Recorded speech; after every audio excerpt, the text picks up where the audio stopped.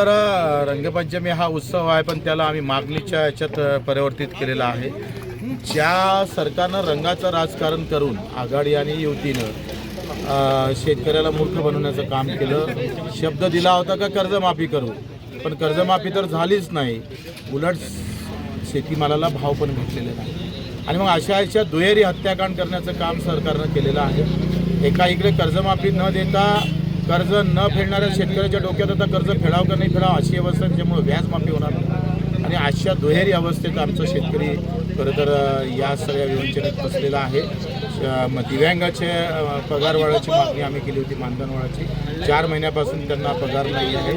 त्या सगळ्या महत्त्वाच्या गोष्टीकडे युती सरकार जाणीवपूर्वक दुर्लक्ष करतं. आणि मग हे जर असंच राहिलं तर प्रहार मात्र शस्त्र हाती घेतल्याशिवाय राहणार नाही.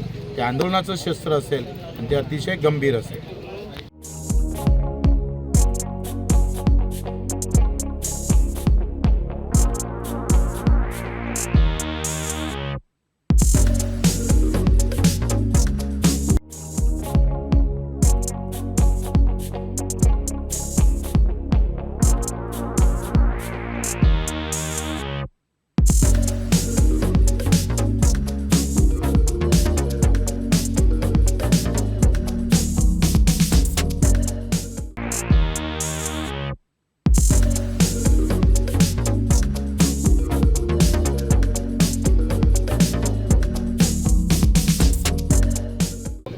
खरं तर रंगपंचमी हा उत्सव आहे, पण त्याला आम्ही मागणीच्या याच्यात परिवर्तित केलेला आहे.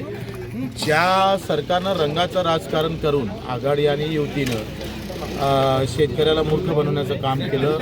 शब्द दिला होता का कर्जमाफी करू, पण कर्जमाफी तर झालीच नाही, उलट शेतीमालाला भाव पण भेटलेले नाही. आणि मग अशा दुहेरी हत्याकांड करण्याचं काम सरकारनं केलेलं आहे. एका इकडे कर्जमाफी न देता कर्ज न फेडणाऱ्या शेतकऱ्याच्या डोक्यात आता कर्ज फेडावं का नाही फेडावं अशी अवस्था, त्याच्यामुळे व्याज माफी होणार नाही. आणि अशा दुहेरी अवस्थेत आमचा शेतकरी खरं तर या सगळ्या विवंचनेत फसलेला आहे. दिव्यांगाचे पगार वाढायची मागणी आम्ही केली होती, मानधन वाढायची. 4 महिन्यापासून त्यांना पगार नाही आहे.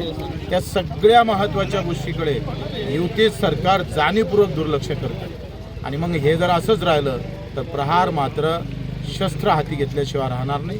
ते आंदोलनाचं शस्त्र असेल आणि ते अतिशय गंभीर असेल.